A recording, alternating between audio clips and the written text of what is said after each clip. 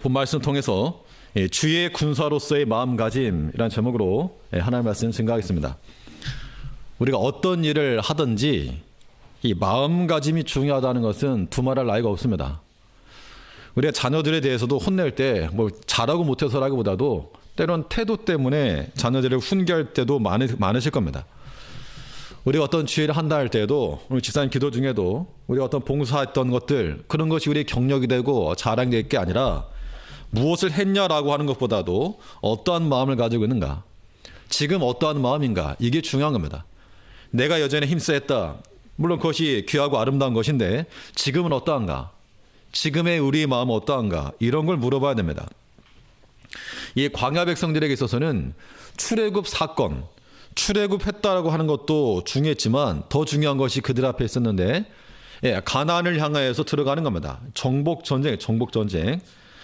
오늘날 전쟁이라고 하는 것은 실제 국가 간의 전쟁을 우리가 어떤 미워하거나 그런 걸 추구하는 건 아니지만 이 당시에 전쟁이라고 하는 것은 우리에게 무엇을 시사하고 있는가 하면 이 출애굽 사건이라고 하는 것이 구원의 즉각성이라고 하면 이 가나안, 이 광야와 가나안 정복 전쟁은 구원의 점진성을 나타내고 있는 겁니다. 그런데 우리가 구원을 즉각적으로 받았죠. 우리의 행위에 의하지 않고 즉각적인 구원을 받았는데 또 그 구원 우리가 힘써 이루어 가야 될 것이 우리에게 나오고 있는 겁니다.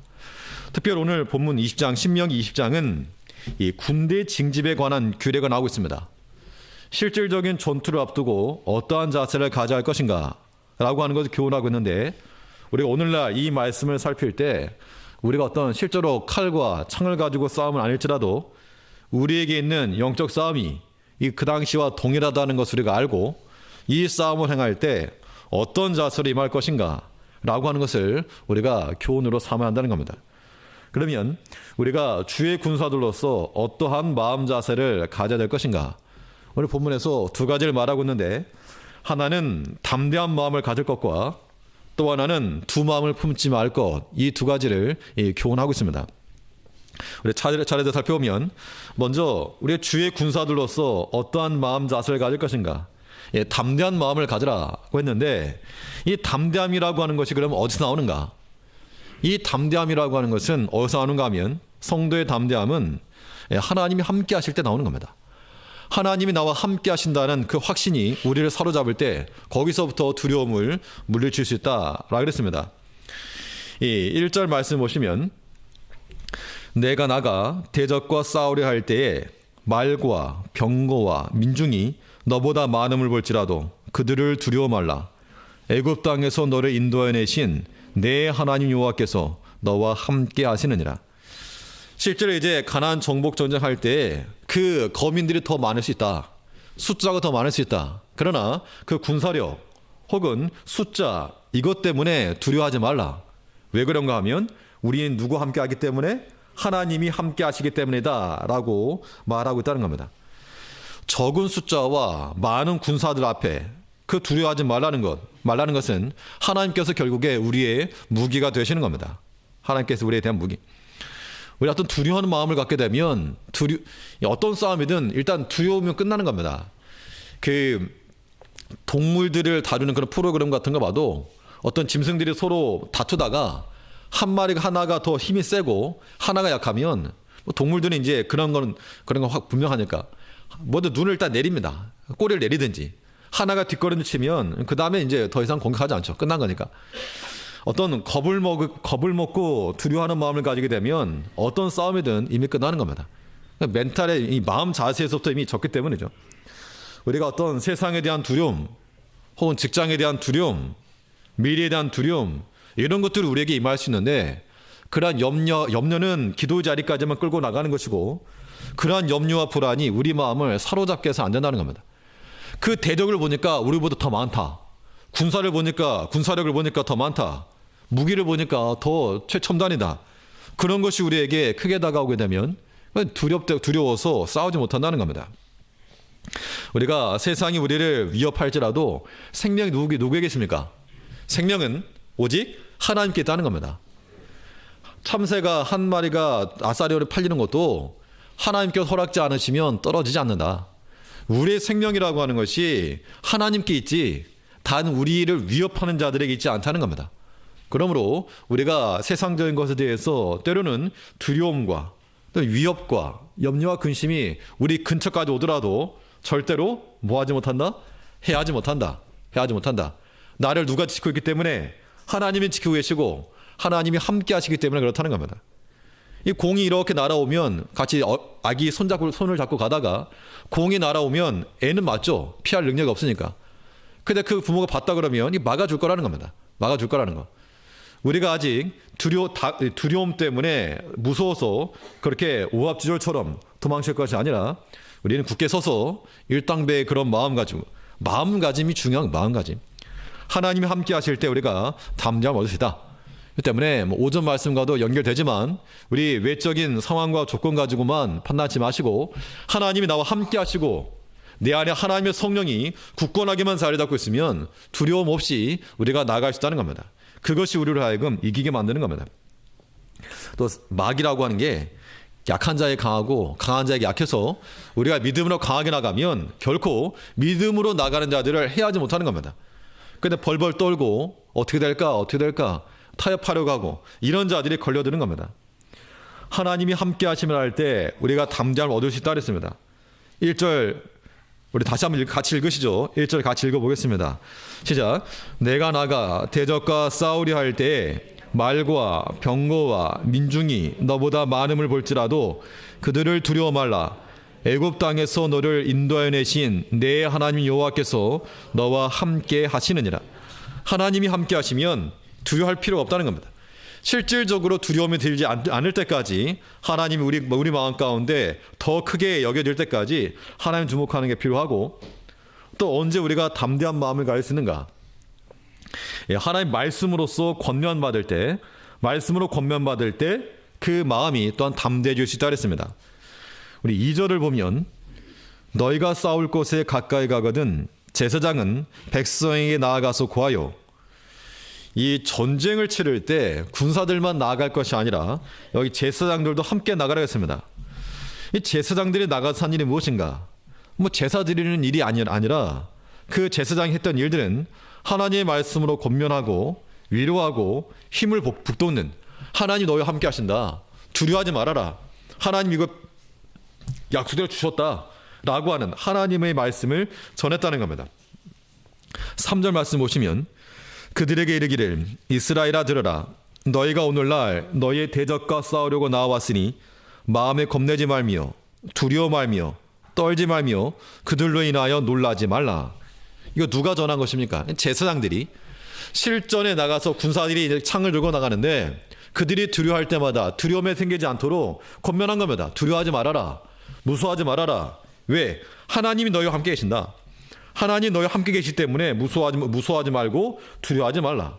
그러면 우리가 싸운다 할 때는 칼과 창도 우리의 무기가 되겠으나 더 중요한 강력한 무기는 무엇인가? 하나님의 말씀이 우리에게 정말 중요한 큰 무기라고 하는 겁니다. 그때 우리는 항상 언제나 하나님 말씀 듣기를 힘써야 됩니다. 그 말씀을 듣는 것에서부터 우리 마음에 담대함이 생길 수 있는 겁니다. 그러니까 잘만 들으면, 그냥 가만히 있으면 안 되고 들려야 됩니다. 하나님의 말씀이 들려야 되고, 이것도 이제 마음으로 쳐내면 안 되고요. 수납이 돼야 됩니다. 하나님 성령께서 내게 뭐라 말씀하시는가? 하나님 말씀을 받을 때 그게 복된 겁니다. 그 말씀을 듣고 가끔 때로 우리에게 필요한 말씀이 주어진다는 겁니다. 내게 적합한 말씀이, 그 말씀을 듣고 하나님 내게 명하시는 것인 줄 알고 그 말씀대로 순종해 나아갈 때, 그때 우리에게 길이 열리는 겁니다. 시편에 보면 여호와의 율법은 완전하여 영혼을 소성케 하고 여호와의 증거는 확실하여 우둔한 자로 지혜롭게 하며. 하나님의 말씀은 항상 완전하고 또 확실하고, 그래서 우둔한 자를 지혜롭게도 하고 또 약한 자를 소성케도 하고 우리를 살린다는 겁니다. 하나님의 말씀이 우리를 살림으로 그 말씀으로 권면받아야 됩니다. 다들 핸드폰 사용해 계시는데 이 배터리가 나가면 어떻게 합니까? 충전해야죠. 충전기를 연결하고 나면 충전이 완료될 때까지 꼽아놔야지, 꼽아놓고 바로 빼서 왜 안 됐냐 그렇게 할 게 아니라는 겁니다. 충전이 완료될 때까지 전원을 연결해야 되는 것처럼 우리 마음에 담대함으로 채워질 때까지 하나님의 말씀을 묵상하고 또 하나님께서 행하셨던 일들을 기억하는 거, 이것이 우리에게 필요한 겁니다. 우리가 기도하실 때는 하나님께서 어떻게 역사해 오셨는가, 이런 것들을 기억하여서 그 능력을 자꾸 기억해내야 됩니다. 그래서 우리 마음에 어떤 마음이 들 때까지, 두려운 마음, 겁내는 마음이 사라지고 담대한 마음이 들 때까지, 하나님이 나와 함께 하는데 세상이 어찌하겠는가, 저 사람이 나를 어찌하겠는가, 그 담대한 마음이 들 때까지 우리는 그의 말씀을 묵상해야 한다는 겁니다. 이것이 우리를 하여금 승리케 만드는 겁니다. 우리가 누구인가? 우리 주의 군사라 그랬습니다. 항상 어리광 부리는 그런 애들이 아니고 주의 군사니까 우리가 깃발 들고 나갈 것인데, 이 주의 군사로서 두려워하는 마음, 그 마음이 아니라 하나님과 함께 하심으로, 또 말씀의 권면을 받음으로 담대한 마음 가지고 우리가 나가야 한다는 겁니다. 또 우리가 주의 군사들로서 어떠한 마음의 자세를 가질 것인가? 두 마음을 품지 말라 그랬습니다. 두 마음 품지 말라는 것은 한 마음 품으라는 건데, 두 마음이 되지 않으려면 우리가 선택을 행할 때 한 길을 선택할 수 있어야 됩니다. 오늘 본문에 보면 이 마음이 나뉘는 자들은 병력에서 제하라 그랬습니다. 5절에 보니까 유사들은 백성의 고하에 이르기를 새 집을 건축하고 낙송식을 행치 못한 자가 있느냐? 그는 집으로 돌아갈지니 전사하면 타인이 낙송식을 행할까 하노라. 그러니까 집을 지어놓고 새 집 지어놨는데 이거 마음이 나뉜다는 겁니다. 이거 집 지어놨는데 이거 어떻게 가야 되나 말아야 되나, 전쟁을 나가야 되나 말아야 되나, 이렇게 마음이 나뉘는 자들 돌려보냈다는 겁니다. 또 포도원 때문에 마음이 나뉘는 자들도 하나님의 구원 역사에서 제외시키라 했습니다. 6절에 보니까 포도원을 만들고 그 과실을 먹지 못한 자가 있느냐? 그는 집으로 돌아갈지니 전사하면 타인이 그 과실을 먹을까 하노라. 포도원 때문에 어떻게 보면 물질 문제가 되겠죠. 갈까 말까, 갈까 말까. 하나님의 전쟁, 구원 역사 참여할까 말까. 마음 나뉘는 자들 돌려보내라 그랬습니다. 또 가정사에 마음이 나뉘는 자들도 돌려보내라 그랬습니다. 7절에서는 여자와 약혼하고 그를 취하지 못한 자가 있느냐? 그는 집으로 돌아갈지니 전사하면 타인이 그를 취할까 하노라 하고, 또 집안일 때문에 마음이 나뉘는 자 그들도 돌아가라 했고, 또 누구도 돌려보내는가 하면 두려워하는 자들도 돌아가라 그랬습니다. 하나님의 구원을 목도할 수 있는 기회를 열애시킨 겁니다. 8절에서 유사들은 오히려 또 백성의 고하에 이르기를 두려워서 마음에 겁내는 자가 있느냐? 그는 집으로 돌아갈지니 그 형제들의 마음도 그의 마음과 같이 떨어질까 하노라. 근데 우리가 이 글을 읽으실 때 이 행간을 읽어라 그런 말 하죠. 행간을 읽어라. 그 말의 본 뜻을 한번 생각해 봐야 되는데, 사실은 돌아가라 그랬지만 이건 뭘 권면하고 있는 겁니까? 새집 때문에 마음이 염려되는 자 돌아가라. 포도원 때문에 그런다 돌아가라. 집안일 때문에 돌아가라. 두려워하는 돌아가라.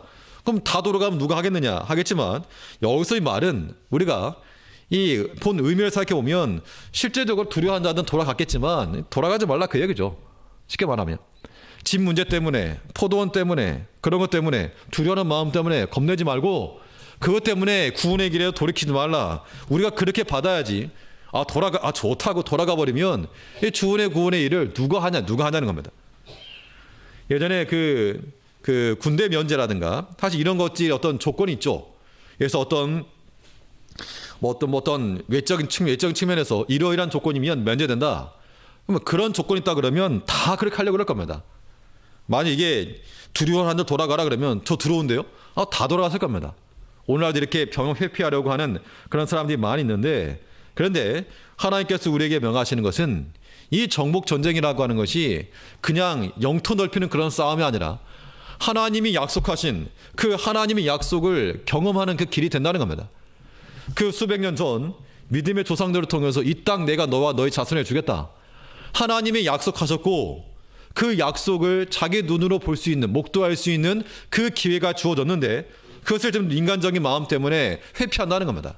이것이 과연 지혜로운 것일까? 그것이 과연 성공일까? 우리 한번 생각해 봐야 됩니다. 사람이 참 이런 마음들 있죠. 나는 수고하지 않으면서 나는 좋은 걸 얻겠다. 이게 사실은 이제 잘못된 마음이죠. 사기꾼 마음. 나는 수고하지 않으면서 좋은 거 얻겠다. 노력하지 않고 거저 얻겠다. 이런 마음들이죠.